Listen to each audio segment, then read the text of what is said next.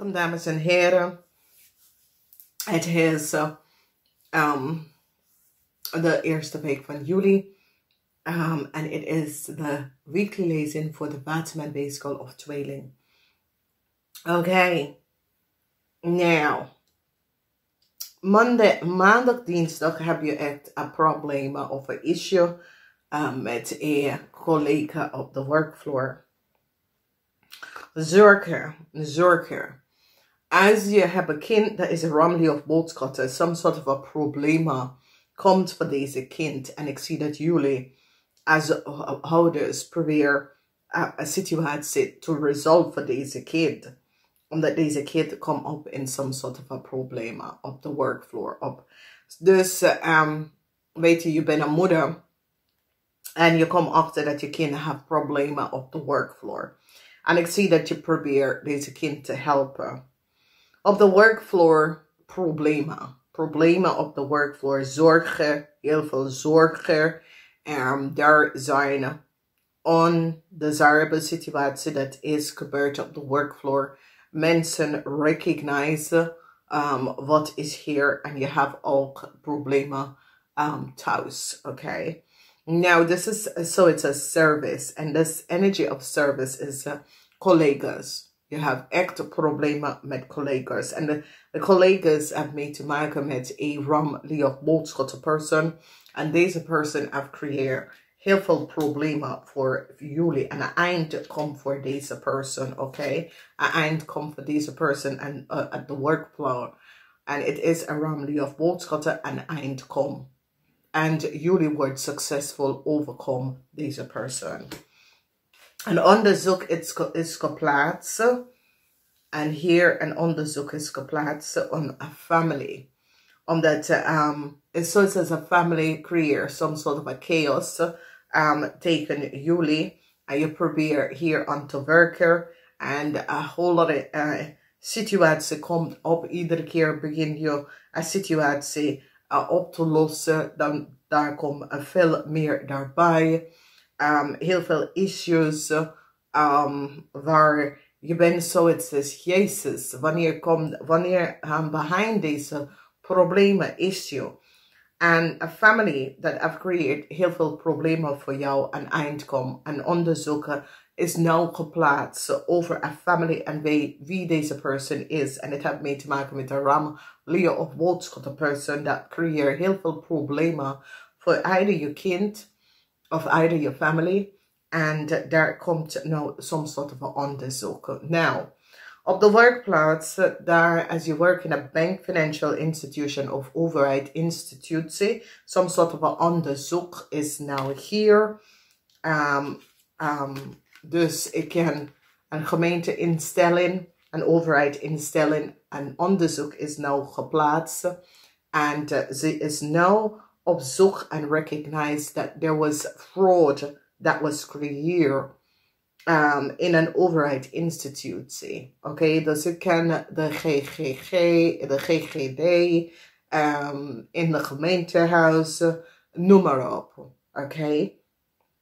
En er is nou groot conflict, omdat mens ging terug om even te bekijken iets en recognize that there was some sort of a verandering verandering dat was plaatsgenomen zonder de toestemming van anderen. Is zoiets als mensen gebruik ze maken in een foute manier en creëert verandering. Dus ik zie echt dat een overheidinstelling en onderzoek wordt door te bekijken. Dus ik zie een medewerker wordt ontslagen. Omdat mensen nou achtergekomen dat medewerker had een rammelie of boodschap de family geholpen om iets fout te doen. Waar deze family kon binnen even iemand anders gegevens had geaccess en medewerker had niet opgelet. En nou, het komt even boven water en een onderzoek is nou geplaatst en mensen hebben nou gerecognized dat een medewerker was degene dat zit gegevens te access en falsify en verronden. En ik zie dat ze gaat echt vinden wie en wat is gebeurd. Dit is een probleem dat sommige van jullie krijgt met op de werkvloer. Op de werkvloer. Dat de medewerker hebben geaccess data en informatie van anderen. Dat mag niet. En was niet op de hoogte en eind komt hier aan. Oké, because de situatie is dat je maakt je zorgen. En waarom maakt sommige van jullie zorgen is over je probeert iets op te lossen met some soort van overheid, institutie, organisatie. En het heeft mee te maken met de family en conflicts in een family. Vanwege dat een family, een medewerker, heeft data en informatie van de family gegeven aan anderen om de volste benodigdheid.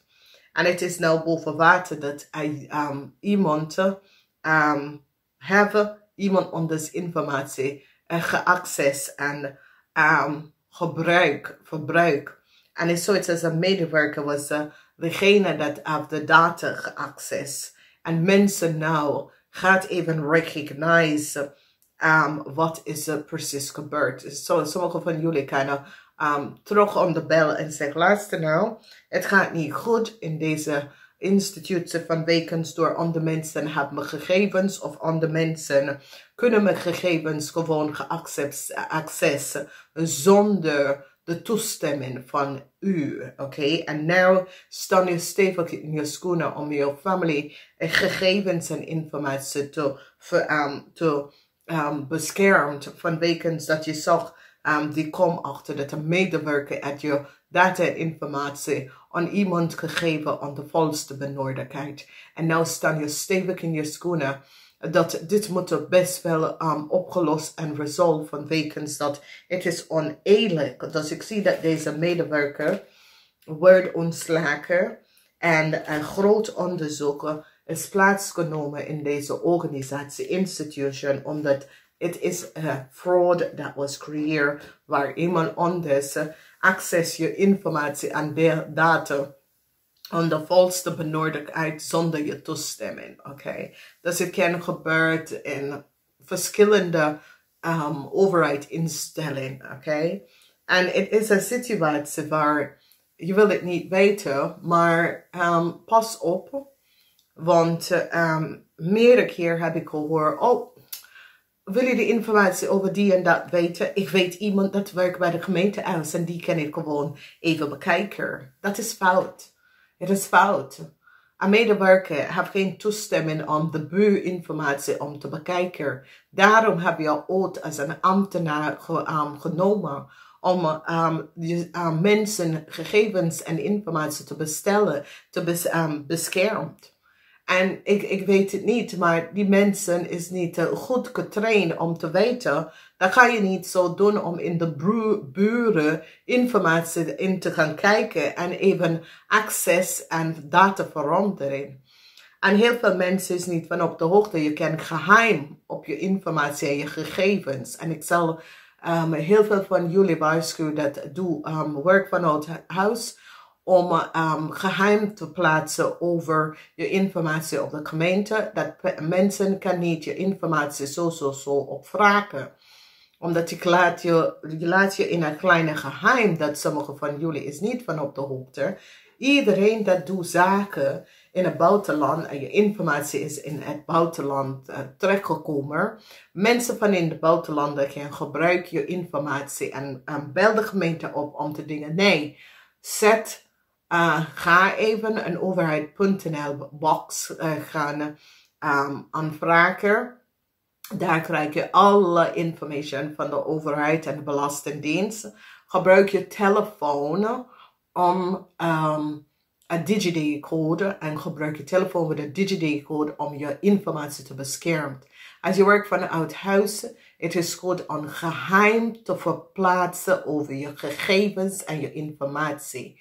Oké? En ik vertel je van uit bekentenis van wekens dat mijn huis was in 2012 ingebroken. En vanaf daar en toen heb ik, omdat ik kom achter dat die mensen Eerst krijg ik een belletje over Ankeerte. Ik geef nooit meer informatie op over Ankeerte. Mijn nummer was geheim.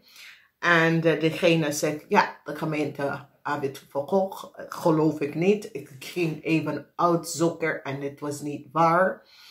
En vanaf dat plaats ik geheim over mijn gegevens. Ik vind dat alleen de overheid heeft recht om je gegevens te hebben en te weten, maar niet dat medewerkers dat werken als ambtenaar ga je informatie, je gegevens, ga even falsifieren en vertel je wat voor naam moet je daar weghalen en je hoeft dat niet en nee.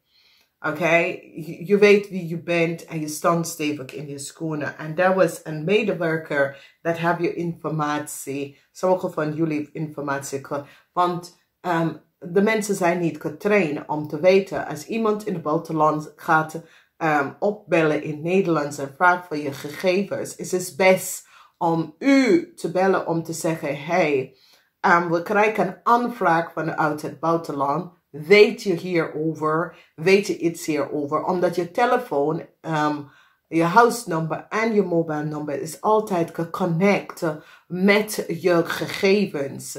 Dus niemand heeft recht om je gegevens gewoon zo aan mensen dat bellen vanuit het buitenland. Omdat alleen jij zelf weet, als jij doet zaken met deze mensen, of heb je contact met deze mensen, oké?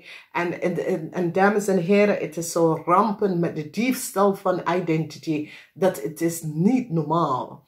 Oké? Geen ambtenaar heeft het recht om je gegevens te access en gegeven aan een andere buitenlandse instantie als je bent een Nederlandse en dat is je ground right, oké? Die moet je eerst bellen en zeggen, luister, we hebben aanvragen krijgen, weet je de mensen, doet je wat met de mensen, oké? Nou, en situatie met je oude boss of je man, dat is een rammelie of een boodschap, dat gaat niet goed uitpakken.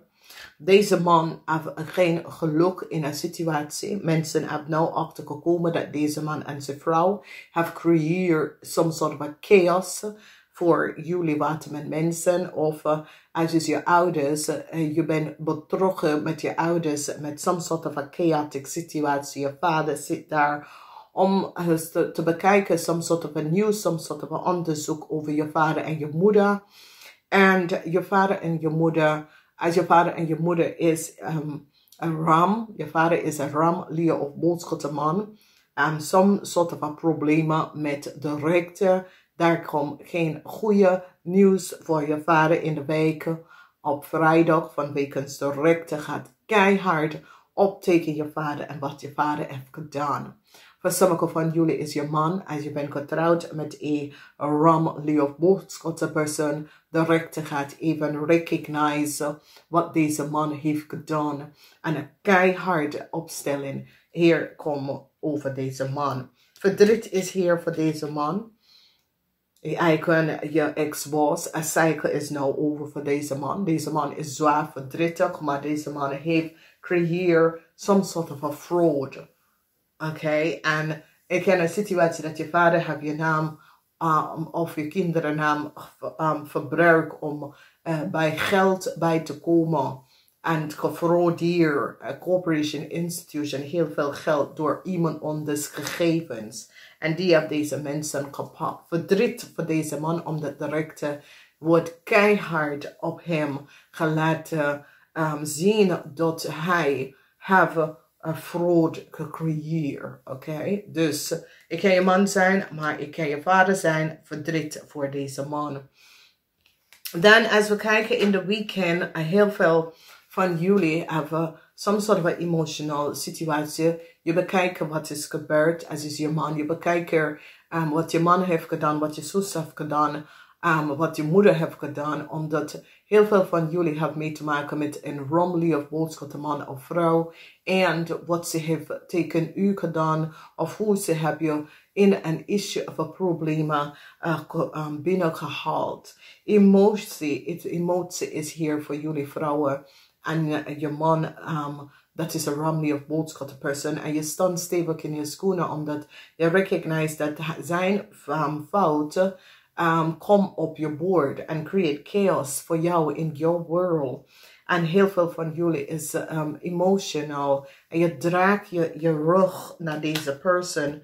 En je gaat even vooruit gaan.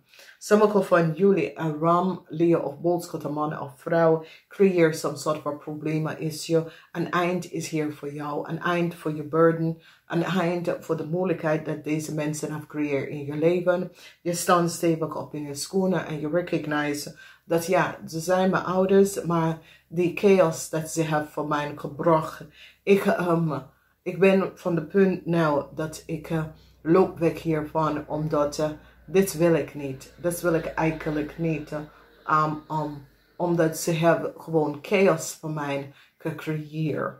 Dus een zeer, zeer positieve situatie voor jullie. Omdat je overkomt een ontrek situatie. Bij either je vader, je moeder, a Ramley of Boodschapper person that creates some sort of a chaos en problemen. Okay? De conflict is nou tot het eind gekomen, vanwege doordat some sort of informatie dat is boven water gekomen, hebben een grote touwmoment gebracht. En a family that was in some sort of a conflict is nou tot het eind gekomen. En een weegschaalman, sommige van jullie hebben some sort of a probleem met maybe je oom of je man, dat jullie weegschaalman hebben problemen met de Ramley of Boodschapper person. Je komt achter dat deze man of je vader zit te liggen, oké? A new start come, financial stone is here, dus the energy with the Ace of Pentacles is that financial stone come voor jullie. Als jullie zijn op zoek naar een nieuwe baan of op zoek naar een nieuwe werk of op zoek naar werk, ik zie dat je krijgt best wel. Ik zie dat je hebt gebidden en gehoopt en je krijgt best wel een nieuwe baan gesteld voor jullie. Oké, dames en heren, ik hou van jullie. Ik moet gaan. Niet vergeten, full moon lezing is op. Ga eens even kijken, is een rustig full moon. Namaste, tot volgende keer.